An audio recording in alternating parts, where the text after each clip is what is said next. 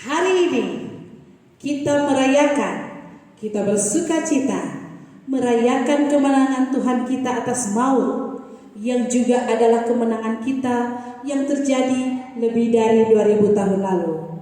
Bukan fiksi, tetapi fakta sejarah bahwa Yesus Kristus yang telah disiksa dan disalibkan sampai mati di kayu salib oleh prajurit-prajurit Romawi telah menang atas maut dan bangkit menjadi raja, hidup selama-lamanya. Kemenangan Yesus Kristus atas maut dan kebangkitannya telah memberikan kehidupan baru kepada kita yang percaya kepadanya, dan kepastian hidup kekal dan masa depan yang penuh dengan harapan, karena kematian tidak lagi berkuasa atas kita. Karena itu, tema Hari Raya Kebangkitan Home Ministry adalah Hai Maut, di manakah kuasamu? Kiranya ibadah Hari Raya Kebangkitan ini memberikan kuasa kebangkitan kepada kita semua untuk bangkit dari keterpurukan, karena di dalam kebangkitan Kristus mempunyai masa depan yang pasti dan penuh harapan. Mari kita berdoa. Terima kasih Bapa, kami bersyukur untuk keselamatan yang kami bisa terima karena anugerah-Mu dalam hidup kami, Tuhan. Terima kasih Tuhan, karena Engkau telah menang atas maut dan kami menjadi lebih dari pemenang Bapa. Kami bersyukur Tuhan buat hari ini. Kami mau memuji dan memuliakan nama-Mu Tuhan. Berkati kami semua Bapa, berikan sukacita damai sejahtera yang daripada-Mu Tuhan. Berkati ibadah kami hari ini Tuhan, dan kami bersyukur kepada-Mu. Dalam nama Tuhan Yesus, haleluya, amin. Mari kita memuji Tuhan, sebab Tuhan yang layak ditinggikan dalam hidup kita. Haleluya, amin. Dia sungguh baik, sangat baik.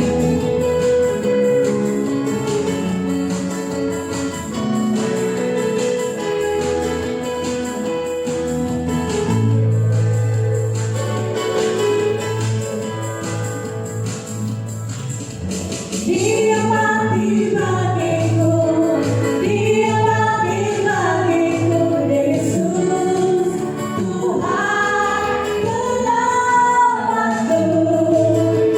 Kuasa dinyalakan, hidupku dipulihkan, Yesus Tuhan kemenanganku. Dia sungguh baik, Dia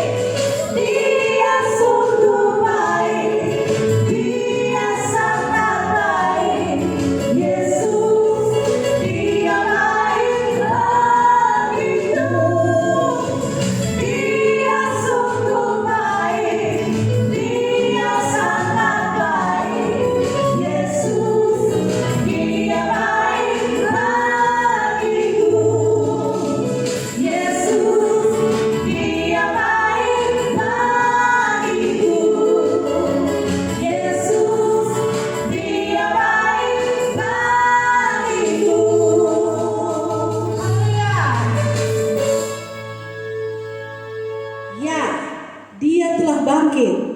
Dia sudah tidak ada di sini. Mengapa kamu mencari yang hidup di antara orang mati? Lihatlah, kubur yang kosong membuktikan dia hidup. Hai maut, di mana kuasamu? Hai maut, di mana sengatmu? Sebab dia hidup, selalu ada harapan, karena dialah yang memegang masa depan kita, dan kemenangannya telah menjadi kemenangan kita. Sebab dia hidup, ada hari esok.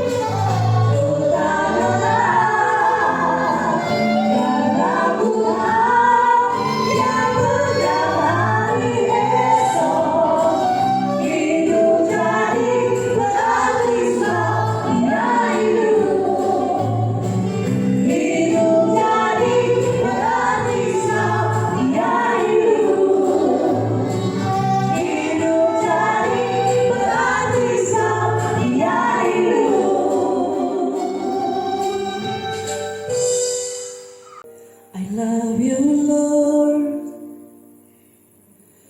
for your mercy never fails me. All my days I've been held in your hands.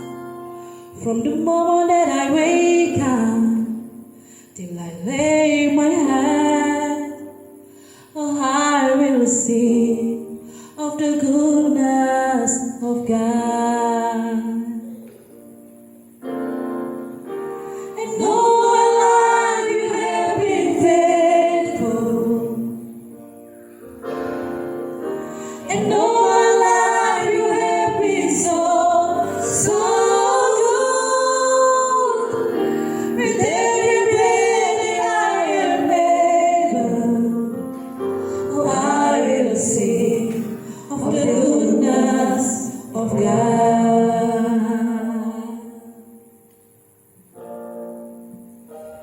I love your voice. You have led me through the fire, darkest night. You were close like no other. I've known you as a father. I've known you as a friend, and I have lived in the goodness of God.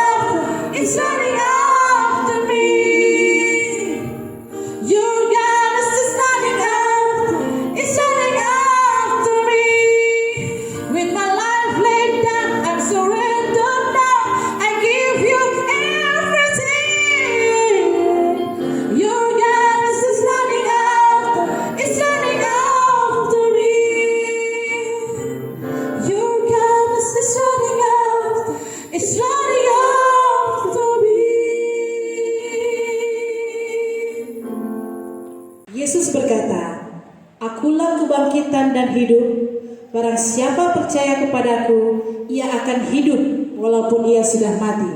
Sebab di bawah kolong langit ini tidak ada nama lain yang diberikan kepada manusia yang olehnya kita dapat diselamatkan, hanya nama Yesus. Mari persiapkan seluruh hati kita untuk mendengarkan kebenaran firman Tuhan. Dengan apakah kami dalam setiap kasih-Mu Bapa? Selain kami memuji dan menyembah-Mu Bapa.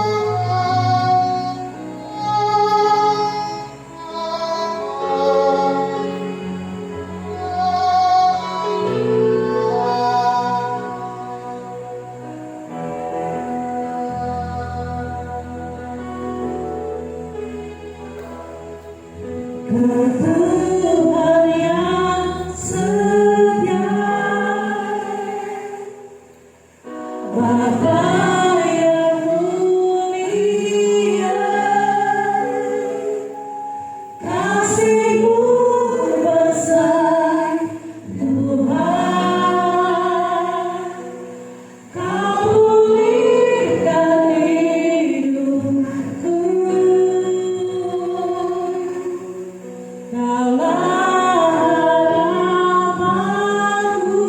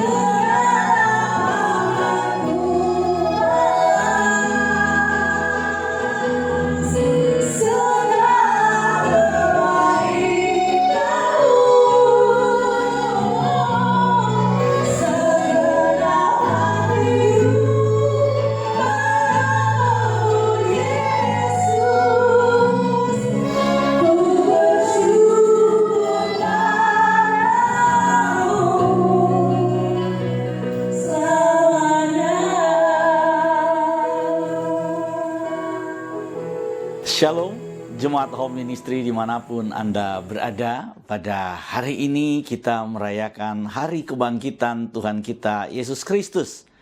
Dan saat ini kita akan merenungkan firman Tuhan yang diambil dari kitab 1 Korintus pasal yang ke-15. Harusnya kita akan membaca Korintus pasal 15 mulai ayat yang pertama sampai dengan ayat yang terakhir. Tapi karena keterbatasan waktu, kita akan mulai baca ayat yang ke-12 sampai dengan ayatnya yang ke-26. Kemudian kita lompat di ayat 51 sampai dengan ayat 58. Demikian firman Tuhan. Jadi, bila mana kami beritakan bahwa Kristus dibangkitkan dari antara orang mati, bagaimana mungkin ada di antara kamu yang mengatakan bahwa tidak ada kebangkitan orang mati? Kalau tidak ada kebangkitan orang mati, maka Kristus juga tidak dibangkitkan. Tetapi andai kata Kristus tidak dibangkitkan, maka sia-sialah pemberitaan kami dan sia-sialah juga kepercayaan kamu. Lebih daripada itu, kami ternyata berdusta terhadap Elohim, karena tentang Dia kami katakan bahwa Ia telah membangkitkan Kristus, padahal Ia tidak membangkitkannya. Kalau andai kata benar bahwa orang mati tidak dibangkitkan. Sebab jika benar orang mati tidak dibangkitkan, maka Kristus juga tidak dibangkitkan. Dan jika Kristus tidak dibangkitkan, maka sia-sialah kepercayaan kamu dan kamu masih hidup dalam dosamu. Demikianlah binasa juga orang-orang yang mati dalam Kristus. Jikalau kita hanya dalam hidup ini saja menaruh pengharapan pada Kristus, maka kita adalah orang-orang yang paling malang dari segala manusia.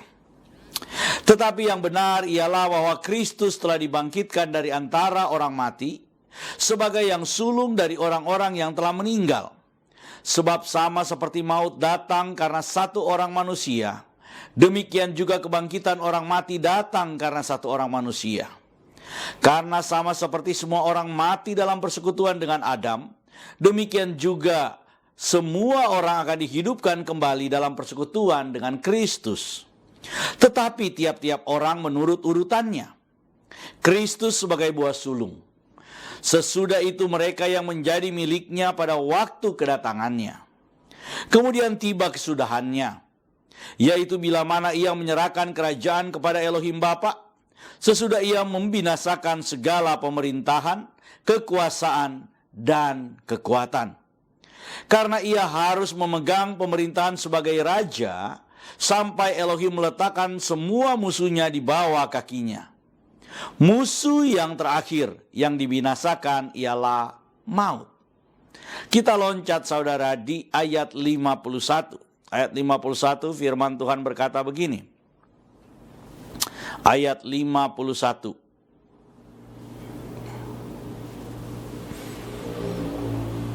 Sesungguhnya aku menyatakan kepadamu suatu rahasia. Kita tidak akan mati semuanya, tetapi kita semuanya akan diubah. Dalam sekejap mata pada waktu bunyi nafiri yang terakhir. Sebab nafiri akan berbunyi dan orang-orang mati akan dibangkitkan dalam keadaan yang tidak dapat binasa. Dan kita semua akan diubah. Karena yang dapat binasa ini harus mengenakan yang tidak dapat binasa. Dan yang dapat mati ini harus mengenakan yang tidak dapat mati. Dan sesudah yang dapat binasa ini mengenakan yang tidak dapat binasa, dan yang dapat mati ini mengenakan yang tidak dapat mati, maka akan genaplah firman Tuhan yang tertulis. Maut telah ditelan dalam kemenangan. Hai maut, di manakah kemenanganmu? Hai maut, di manakah sengatmu? Sengat maut ialah dosa, dan kuasa dosa ialah hukum Taurat. Tetapi syukur kepada Elohim yang telah memberikan kepada kita kemenangan oleh Yesus Kristus Tuhan kita. Karena itu saudara-saudaraku yang kekasih, berdirilah teguh, jangan goyah, dan giatlah selalu dalam pekerjaan Tuhan. Sebab kamu tahu bahwa dalam persekutuan dengan Tuhan, jerih payamu tidak sia-sia. Demikian pembacaan firman Tuhan dan terpujilah Tuhan kita Yesus Kristus. Saudara yang dikasihi oleh Tuhan, kalau kita membaca firman Tuhan ini, maka saudara sebenarnya sudah mendapatkan sebuah penjelasan. Penjelasan yang cukup jelas dari Rasul Paulus terkait dengan masalah kebangkitan Kristus. Saudara harus memahami bahwa masalah kebangkitan Kristus ini sudah sejak dulu menjadi persoalan. Sudah sejak dulu dipermasalahkan oleh banyak orang. Bukan cuma hari-hari ini atau setelah zaman rasul-rasul, tidak saudara. Bahkan sejak zaman rasul-rasul, zaman di mana kemudian murid-murid masih hidup, zaman di mana kemudian fakta masih ada di depan mata, sudah banyak orang yang membuat hoax, sudah banyak orang yang kemudian meragukan peristiwa itu. Oleh karena itu, rasul-rasul yang menjadi saksi mata peristiwa itu, rasul-rasul yang menjadi kemudian saksi yang melihat kenyataan itu, mereka harus menjelaskan berkali-kali, mereka harus memberitahukan berkali-kali. Dan sebagai salah seorang rasul yang dipilih oleh Kristus ketika dia telah bangkit, yaitu Rasul Paulus, Rasul Paulus coba menjelaskan dari sisi teologis dan implikasi terhadap kehidupan orang percaya jika Kristus itu tidak dibangkitkan. Rasul Paulus berkata dalam ayatnya yang ke-12, dia mulai dengan sebuah statement, dengan sebuah pernyataan yang menjelaskan kepada kita bahwa kalau kita itu tidak mempercayai kebangkitan Kristus, kita tidak mempercayai kebangkitan Kristus, maka tidak akan ada kebangkitan orang mati. Kalau kita tidak mempercayai bahwa nanti ada kebangkitan orang mati, maka kebangkitan Kristus itu tidak ada. Saudara, ini Rasul Paulus sampaikan kepada jemaat di Korintus. Karena jemaat Korintus adalah jemaat dengan latar belakang pemikiran dengan filosofi Yunani. Dan orang-orang Yunani adalah orang-orang yang selalu berpikir bahwa ketika sudah mati ya sudah selesai. Tidak ada lagi kehidupan setelah kematian. Tidak ada lagi kebangkitan setelah kematian. Oleh karena itu pemahaman mereka ketika kemudian mendengar bahwa ada kebangkitan orang mati, mereka kemudian tidak percaya dengan hal itu. Mereka tidak percaya dengan pemberitaan itu. Oleh karena itu Rasul Paulus harus menjelaskan masalah ini. Dikatakan, jadi bila mana kami beritakan bahwa Kristus dibangkitkan dari antara orang mati, bagaimana mungkin ada di antara kamu yang mengatakan bahwa tidak ada kebangkitan orang mati? Saudara, mereka bisa menerima bahwa Kristus dibangkitkan dari antara kematian, tapi mereka tidak mempercayai bahwa nanti akan ada kebangkitan orang mati. Bahwa nanti kita pun akan dibangkitkan sama seperti Kristus telah dibangkitkan. Bukankah hari-hari ini kita banyak menemukan orang yang berpikiran sama dengan jemaat di Korintus? Bukankah hari-hari ini kita juga menemukan orang-orang yang berpikir bahwa nggak adalah kebangkitan orang mati itu. Dia Kristen, dia percaya bahwa Yesus telah dibangkitkan. Tapi ketika kemudian berbicara akan ada kebangkitan orang mati, akan ada kebangkitan nanti, maka dia kemudian menjadi tidak percaya dengan hal itu. Oleh karena itu kita harus mengerti dan kita harus memahami, ini adalah prinsip tentang ajaran Kristen, bahwa akan ada kebangkitan orang mati. Saudara dan saya, apabila kemudian kita mati sebelum Yesus Kristus datang untuk yang kedua kali, maka kita akan dibangkitkan.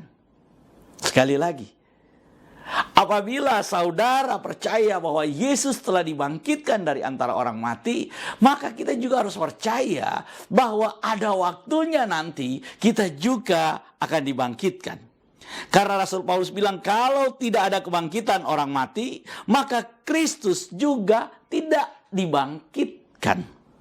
Tapi andai kata Kristus tidak dibangkitkan, maka sia-sialah pemberitaan kami dan juga sia-sialah kepercayaan kamu. Itulah implikasi yang disampaikan oleh Rasul Paulus. Itulah dampak yang disampaikan oleh Rasul Paulus. Kalau tidak ada kebangkitan orang mati, sia-sialah kepercayaan saudara dan saya bahwa Kristus dibangkitkan. Sia-sialah apa yang kita imani. Karena iman kita berpuncak kepada peristiwa kebangkitan itu.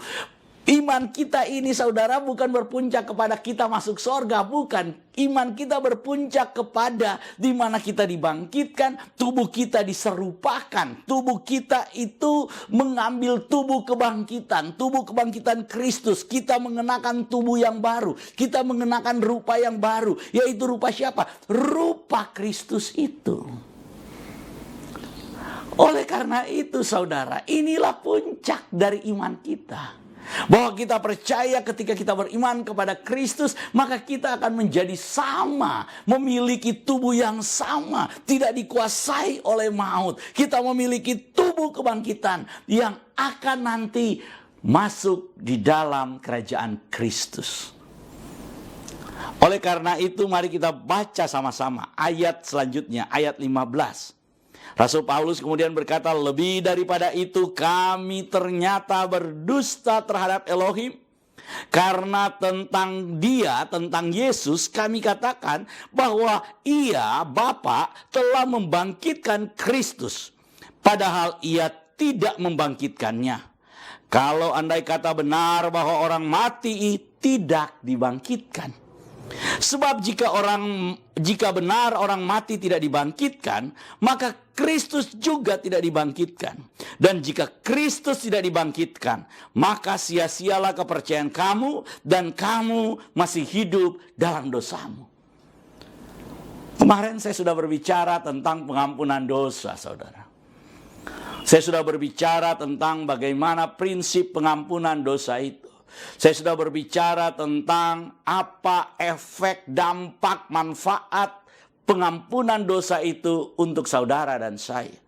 Saya juga sudah berbicara kemana arahnya pengampunan dosa itu. Kalau kemudian kebangkitan orang mati itu tidak ada, kebangkitan Kristus itu tidak terjadi, maka apa yang dikatakan oleh Rasul Paulus pada ayat yang ke-17 ini, kamu masih hidup dalam dosamu. Jadi percuma saudara mempercayai bahwa darah Kristus sudah menebus kita, darah Kristus sudah mengampuni kita, kalau saudara tidak mempercayai ada kebangkitan orang mati. Kalau saudara tidak mempercayai bahwa Kristus telah dibangkitkan dari orang mati. Oleh karena itu, memahami firman Tuhan ini harus terintegrasi. Ini ada hubungan yang tidak mungkin kita putuskan. Kita nggak bisa kemudian memutilasi firman Tuhan. Kita kemudian tidak bisa memutuskan firman Tuhan sesuka hati kita, sesuka pendapat kita. Firman Tuhan memberitahukan kepada kita bahwa penebusan dosa di dalam Kristus itu ada. Darah Kristus yang tertumpah di atas Kalvari itu, melalui salib itu nyata buat kita. Terjadi pengampunan dosa, terjadi penebusan, terjadi pertukaran posisi. Posisi kita diubahkan. Posisi kita yang sebelumnya sebagai orang berdosa itu diubahkan oleh Tuhan, dipindahkan oleh Tuhan ke dalam posisi orang benar, orang kudus, orang yang dilayakan. Tapi kalau cuma sampai di situ, maka firman Tuhan berkata kepada kita, kamu sebenarnya masih dalam dosa kalau kamu tidak percaya kebangkitan orang mati. Karena penyucian, pengudusan tujuannya untuk apa? Supaya saudara memiliki tubuh yang layak. Supaya kita mendapatkan bagian yang kudus itu. Dan firman Tuhan memberitahukan kepada kita, bagian yang kudus itu bukanlah tempat yang kudus. Bagian yang kudus itu adalah tubuh baru yang kudus, yang layak untuk ada di tempat yang kudus. Saya sudah berkali-kali memberitahukan kepada saudara, kalau kita itu ingin pergi ke bulan, maka kita harus menggunakan pakaian yang cocok di bulan. Kalau saudara ke bulan kemudian mengenakan pakaian renang, atau mengenakan pakaian pesta, atau pakai baju batik, saudara pergi ke bulan, saudara pikir bisa seperti itu? Maka saudara akan kemudian hidup di sana. Oleh karena itu, kalau saudara berbicara tentang bagaimana kemudian kita masuk di dalam kerajaan Kristus itu, maka saudara harus mengenakan pakaian, mengenakan tubuh, mengenakan onderdil yang cocok, mengenakan spare part yang cocok. Untuk apa?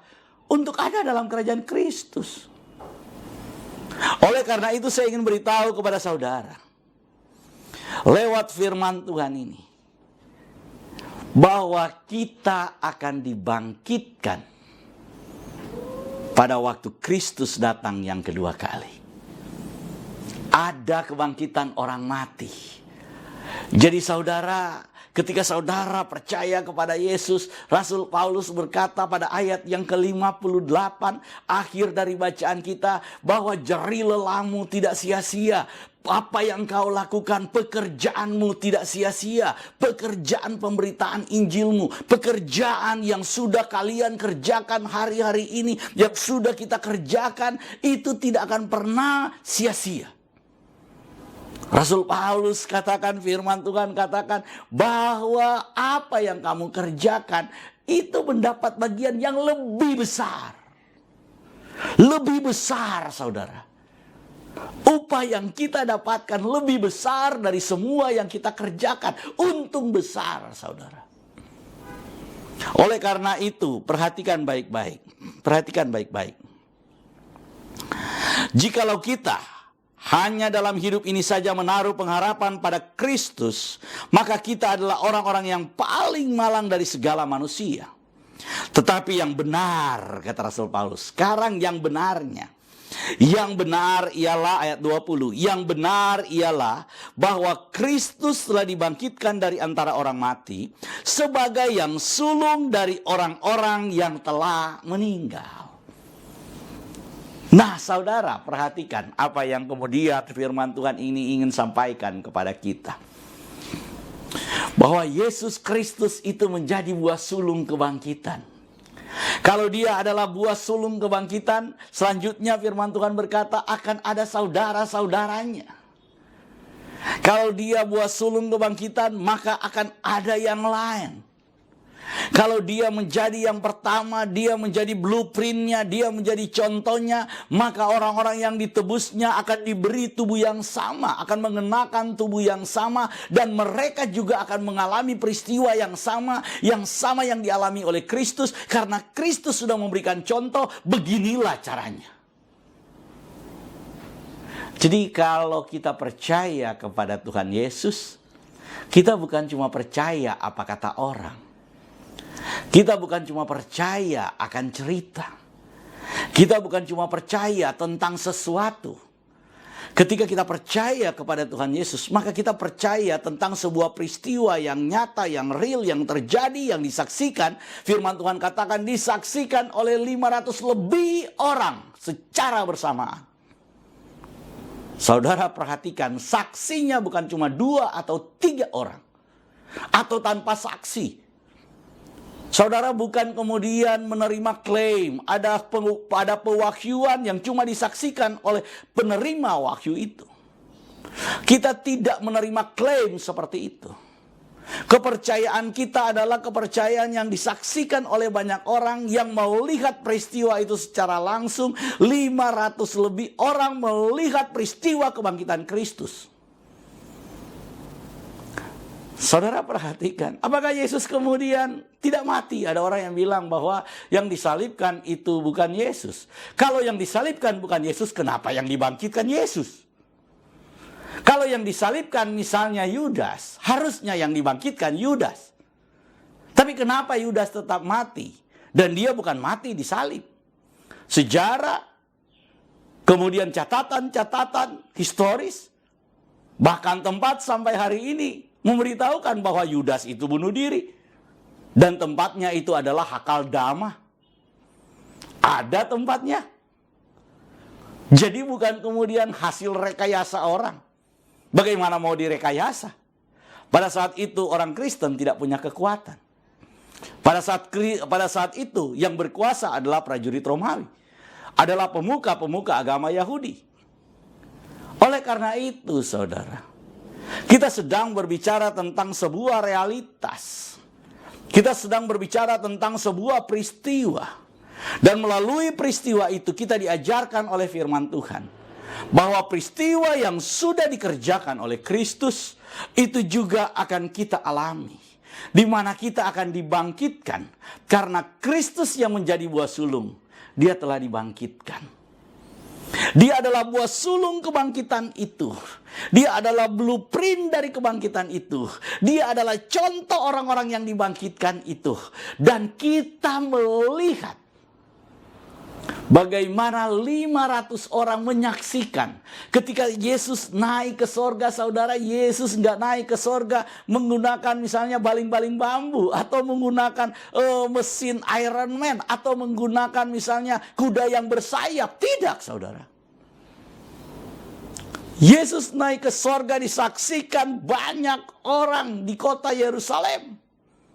Ketika dia naik, saudara, kalau saudara ke Israel, di sana itu ada tapak kaki di mana kemudian tempat di mana kemudian Yesus terangkat ke sorga. Dan di situ ada sebuah tempat yang sekarang itu menjadi masjid di kota Yerusalem, saudara. Tapi saudara-saudara Muslim menjaga tempat itu. Dan kalau saudara berkunjung ke Yerusalem, biasanya kita diajak ke tempat itu. Diajak ke tempat di mana kemudian Tuhan Yesus menginjakkan kaki sebelum dia terangkat ke sorga. Itu real tempatnya ada. Itu real tempatnya nyata.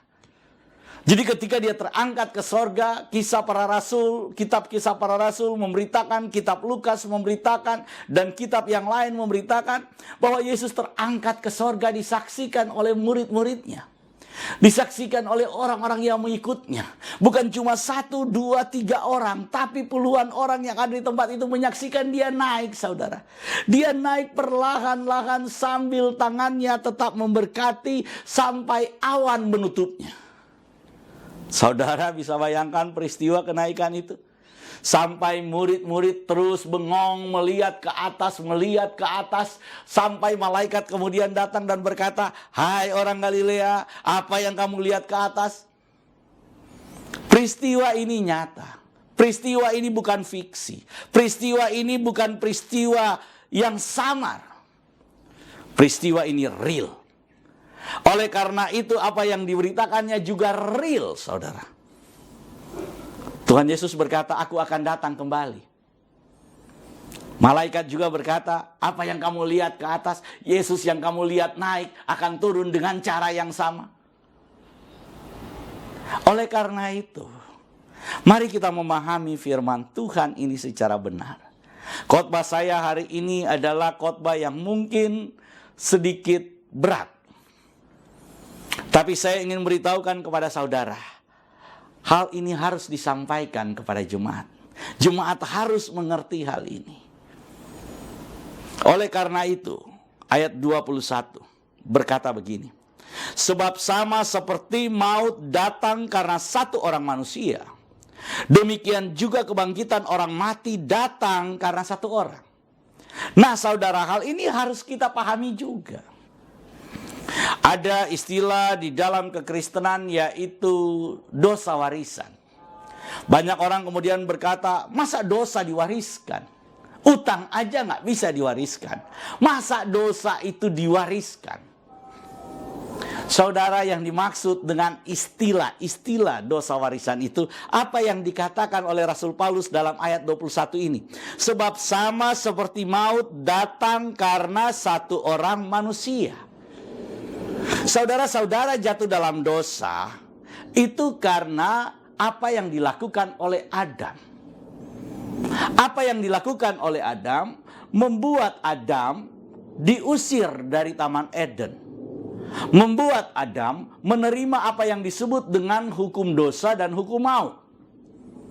Nah, semua keturunan Adam itu menerima hal itu, saudara. menerima dampak itu. Nggak ada keturunan Adam yang tidak berdosa. Karena Adamnya sudah berdosa, maka semua keturunannya hidup di bawah naungan hukum dosa itu. Hidup di luar dari Taman Eden. Saudara, kalau saudara kemudian keturunan Adam sekarang, apakah saudara masih hidup di Taman Eden? Tidak kan? Saudara sudah nggak ada di Taman Eden. Itulah dampak dari dosa Adam. Itulah yang dipahami dengan istilah dosa warisan itu. Walaupun saya tidak setuju dengan istilah itu, tetapi maksud dari istilah itu adalah dampak dari dosa Adam. Ketika Adam melakukan dosa, maka dikatakan maut masuk karena satu orang. Melalui Adam maut itu ada. Melalui Adam maut itu masuk. Melalui Adam manusia mengenal maut, manusia mengenal dosa, manusia mengenal kematian. Tetapi firman Tuhan berkata, demikian juga kebangkitan orang mati datang karena satu orang manusia. Apabila maut datang karena satu orang, maka kematian orang mati, kebangkitan orang mati itu datang juga karena satu orang. Apabila kematian masuk dalam kehidupan manusia lewat satu orang manusia, maka kehidupan yang kekal itu datang juga dan masuk lewat satu orang manusia. Itulah yang dikatakan oleh firman Tuhan. Manusia apa? Manusia yang tidak lahir dari keinginan seorang pria. Manusia yang tidak lahir dari keinginan seorang manusia. Karena itu firman Tuhan berkata, barang siapa yang dilahirkan dari daging adalah daging. Barang siapa yang dilahirkan dari daging Adam, maka dia adalah daging. Tetapi barang siapa yang dilahirkan dari roh, dia adalah roh. Dan satu-satunya pribadi yang lahir dari roh adalah pribadi yang bernama Yesus Kristus. Dia bukan lahir dari daging, dia bukan lahir dari sperma laki-laki, tapi dia lahir dari Roh Kudus.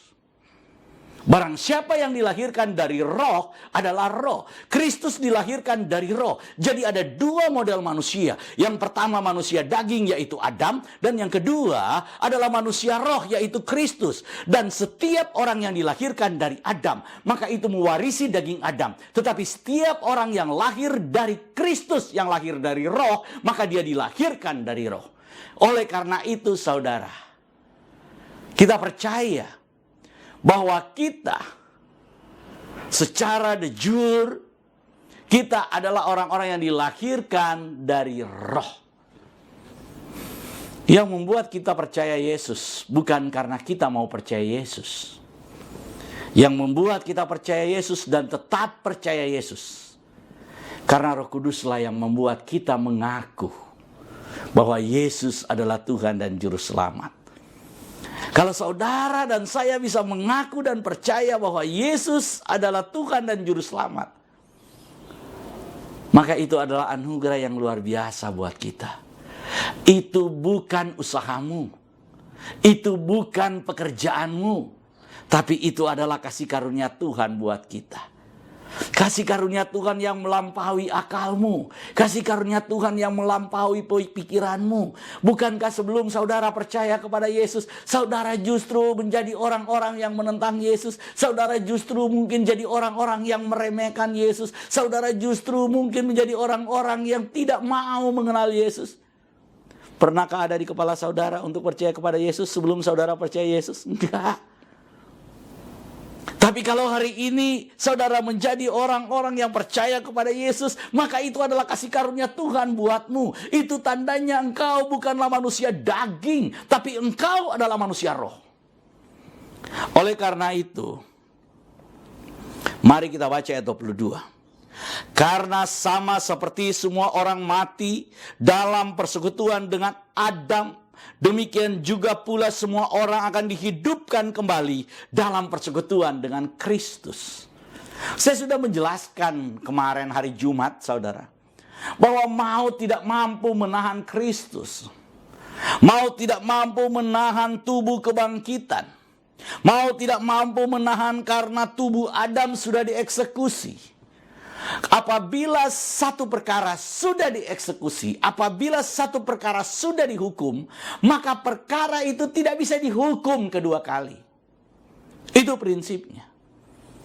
Kalau hukum dosa sudah dieksekusi, yaitu apa? Maut. Yesus sudah masuk dalam kerajaan maut. Dia masuk dengan tubuh yang dia kenakan, yaitu tubuh Adam yang dia pakai masuk, dan itu kemudian binasa. Maka ada tubuh kebangkitan yang tidak bisa lagi disentuh oleh maut.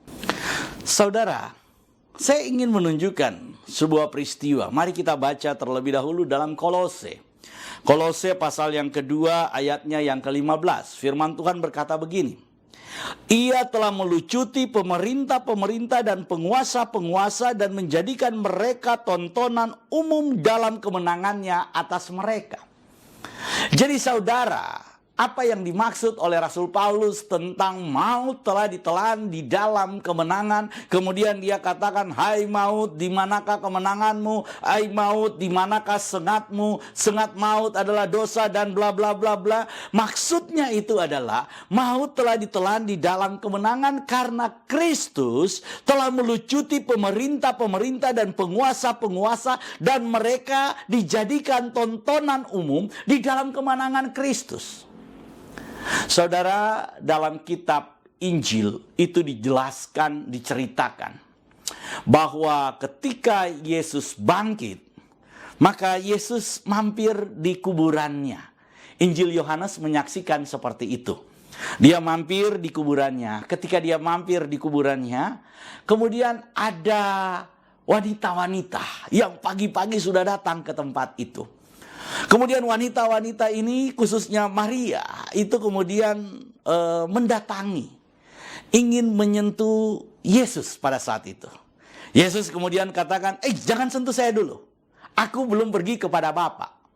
Nah, firman Tuhan ini merujuk kepada peristiwa di mana kemudian Yesus bangkit dan dia membawa para tawanan. Nanti kita balik lagi di 1 Korintus pasal 15. Yesus bangkit dan dia membawa para tawanan. Dia mampir di langit pertama. Langit pertama ini adalah dunia tempat kita ada, disebut langit pertama. Dalam kosmologi Yahudi itu ada 3 lapisan langit, bukan 7, 3 lapisan langit. Yaitu langit pertama, langit kedua yang disebut dengan angkasa itu, penghulu-penghulu di udara ada di situ. Kemudian langit ketiga itu adalah yang disebut dengan Syamayim, yang disebut dengan, kita sebut dengan heaven, yang kita sebut dengan sorga. Itu langit ketiga. Jadi langit pertama ini adalah langit tempat kita hidup. Di bawah langit tempat kita hidup ini ada dunia orang mati. Oke, sampai di sini saya harap saudara paham secara cepat aja karena kita dibatasi waktu. Di langit pertama ini Yesus kemudian menampakkan diri kepada murid-murid ketika dia bangkit, tapi dia belum pergi ke langit ketiga. Oleh karena itu, ketika Yesus ada di langit pertama ini, dia masih membawa para tawanan. Ketika dia masih membawa para tawanan, kemudian wanita mau pegang dia, Maria mau pegang dia. Dikatakan, jangan sentuh saya, karena saya belum pergi kepada Bapa. Oleh karena itu, Yesus kemudian pergi, mampir di langit kedua. Di langit kedua, peristiwa inilah terjadi. Dalam Kolose 2 ayat 15 ini peristiwa yang terjadi di langit kedua. Bagaimana Yesus kemudian melucuti pemerintah-pemerintah dan penguasa-penguasa dan menjadikan mereka tontonan umum dalam kemenangannya. Itu disebut dengan peristiwa apekdomai. Apekdomai itu adalah melucuti jenderal-jenderal lawan, melucuti penguasa-penguasa yang menjadi musuhnya, yang menjadi lawannya, dilucuti semua pangkatnya, semua atribut kekuasaannya, dan kemudian mereka dinyatakan kalah. Kalau ayat ini katakan bahwa mereka dijadikan tontonan di depan umum. Tontonan di depan umum itu tontonan seperti apa? Tontonan di mana disaksikan saudara oleh bala tentara, malaikat surgawi, disaksikan oleh semua makhluk-makhluk yang melihat saat itu. Disaksikan bahwa mereka telah kalah, bahwa Kristus telah menang. Setelah itu Yesus kemudian pergi ke langit ketiga. Maka Firdaus itu dia pindahkan. Kalau sebelumnya semua yang mati di dalam, orang-orang percaya yang mati, orang-orang Israel yang mati, itu dipangku oleh Abraham. Katanya Abraham sudah capek. Jadi ketika Yesus mati, maka kemudian dia bawa ke langit ketiga. Dan kemudian Firdaus saat ini ada di langit ketiga. Saudara bisa baca itu dalam kesaksiannya Rasul Paulus, ada ceritanya. Tapi saya bukan bicara itu. Saya ingin membicarakan bagaimana kemudian kemenangan Kristus telah menelan kuasa maut. Kemenangan Kristus sudah menelan dan mengalahkan penguasa-penguasa yang selalu menjadikan maut ini sebagai senjata untuk mengintimidasi, sebagai senjata untuk kemudian menekan manusia, sebagai senjata untuk kemudian menghabisi manusia. Sekarang firman Tuhan berkata, maut tidak punya kuasa lagi. Maut tidak punya sengat lagi. Oleh karena itu kita balik lagi saudara. Dalam 1 Korintus bacaan kita balik lagi dalam 1 Korintus pasal yang ke-15. Yang menjadi bacaan kita hari ini. 1 Korintus pasal yang ke-15. Kita akan loncat saudara. Kita akan lihat di ayat selanjutnya. Di ayat 51. 1 Korintus pasal yang ke-15. Kita akan lihat di ayat yang ke-51. Dikatakan seperti ini. Sesungguhnya aku menyatakan kepadamu suatu rahasia. Kita tidak akan mati semuanya. Tetapi kita semuanya akan diubah. Dalam sekejap mata pada waktu bunyi nafiri yang terakhir. Sebab nafiri akan berbunyi dan orang-orang mati akan dibangkitkan dalam keadaan yang tidak dapat binasa. Dan kita semua akan diubah. Karena yang dapat binasa ini harus mengenakan yang tidak dapat binasa. Dan yang mati ini harus mengenakan yang tidak dapat mati. Dan sesudah yang dapat binasa mengenakan yang tidak dapat binasa. Dan yang dapat mati ini mengenakan yang tidak dapat mati. Maka genaplah firman Tuhan yang tertulis. Maut telah ditelan dalam kemenangan. Hai maut, di manakah kemenanganmu? Hai maut, di manakah sengatmu? Sengat maut ialah dosa, dan kuasa dosa ialah hukum Taurat. Tetapi syukur kepada Elohim yang telah memberikan kepada kita kemenangan oleh Yesus Kristus Tuhan kita.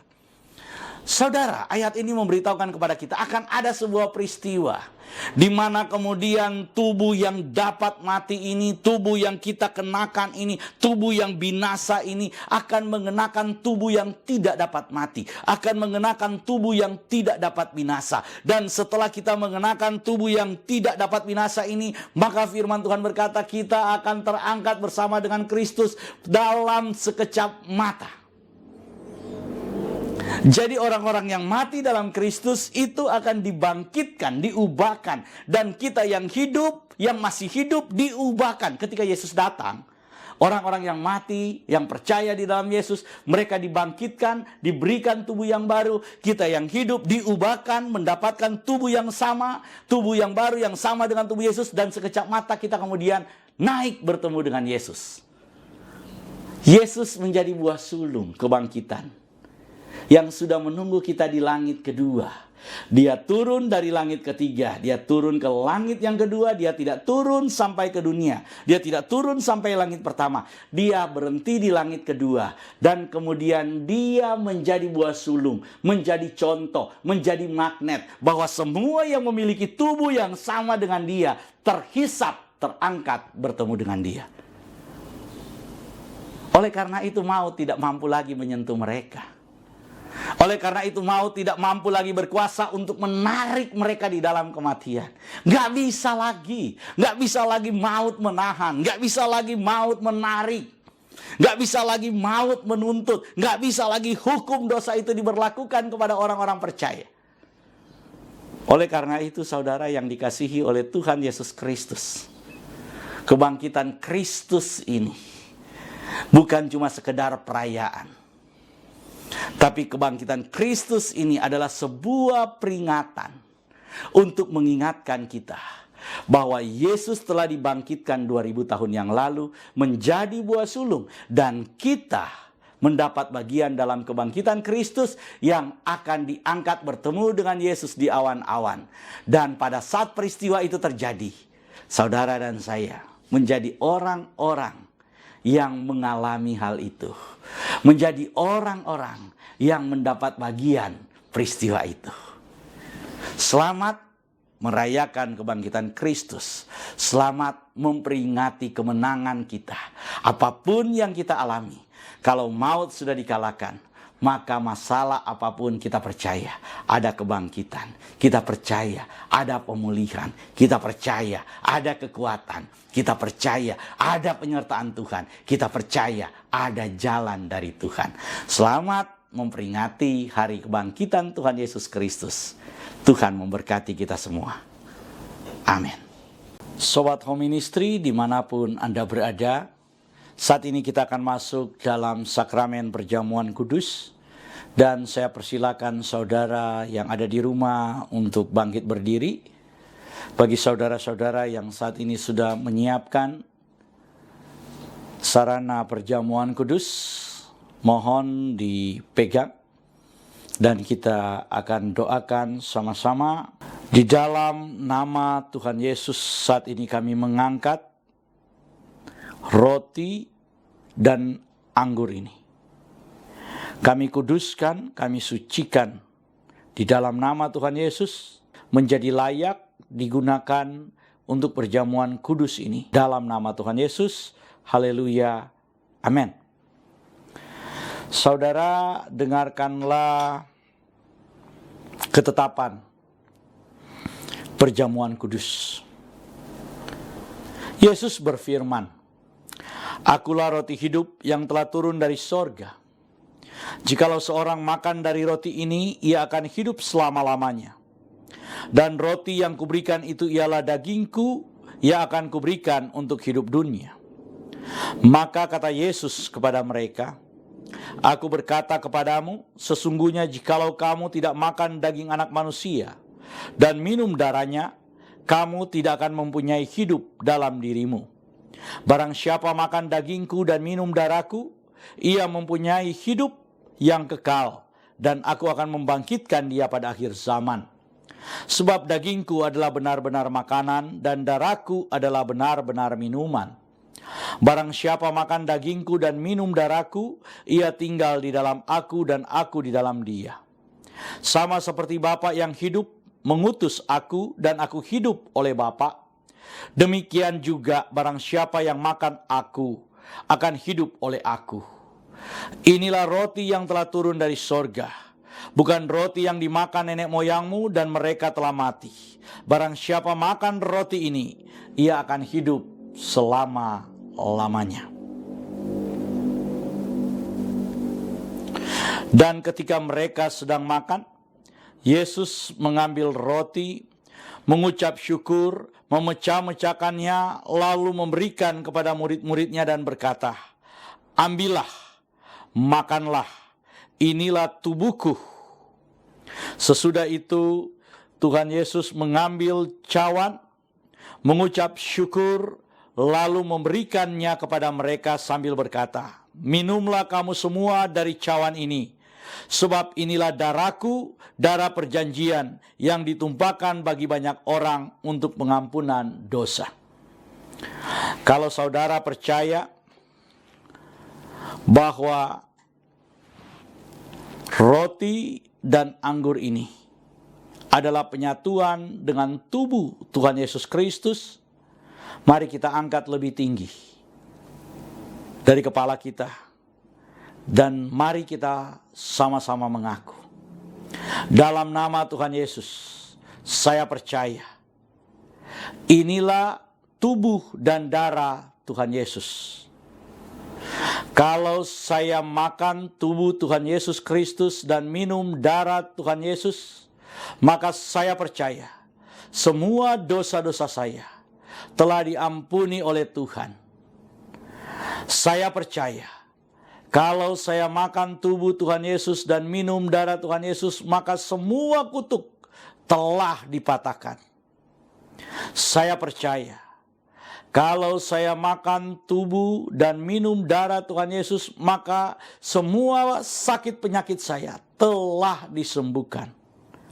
Saya percaya kalau saya makan tubuh Tuhan Yesus dan minum darah Tuhan Yesus, maka saya mendapat bagian dalam tubuh Kristus, dan saya akan diberi tubuh kemuliaan, dan Tuhan akan mengangkat saya ketika Tuhan Yesus datang di awan-awan yang permai untuk menyatu dan bertemu dengan Dia. Saya percaya inilah tubuh dan darah Tuhan Yesus Kristus. Kita angkat lebih dulu tubuh Tuhan Yesus Kristus dan kita berkata, inilah tubuh Tuhan Yesus Kristus dalam nama Tuhan Yesus. Kita minum darah Tuhan Yesus Kristus dan kita berkata dalam nama Tuhan Yesus Kristus.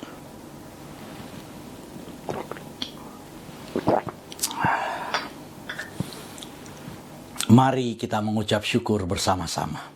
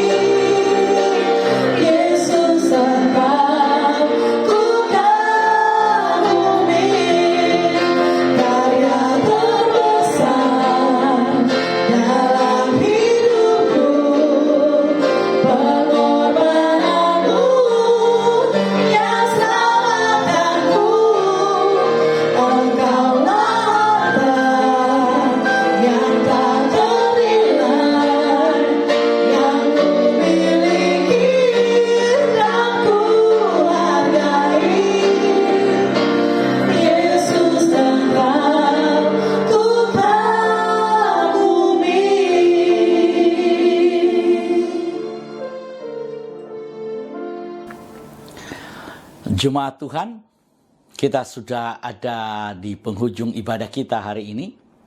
Sebelum kita masuk dalam doa berkat, kami ingin memberitahukan bahwa Home Ministry terus melayani jemaat Tuhan.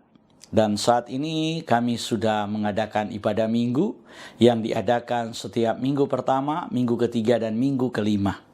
Dan Sobat Home Ministry, atas nama Gembala Sidang Home Ministry, yaitu Pastor Doni Toisuta, kami mengucapkan terima kasih atas semua partisipasi saudara-saudara, atas semua kehadiran saudara dalam mengikuti ibadah pada hari ini.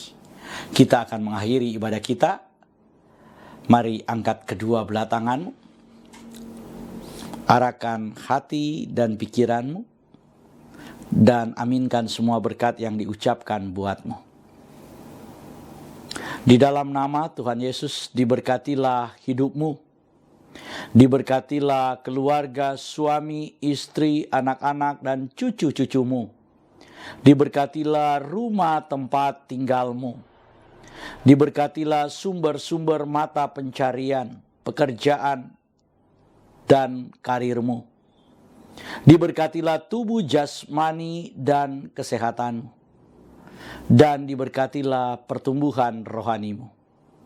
Biarlah semua berkat dari Bapa Sorgawi, Bapa Yahweh namanya, cinta kasih dari Tuhan kita Yeshua HaMashiach, dan persekutuan dengan rohnya yang kudus, menyertai kita semua mulai dari sekarang sampai selama-lamanya. Kita yang percaya diberkati oleh Tuhan dan menerima berkat Tuhan ini. Mari sama-sama kita berkata, Amin.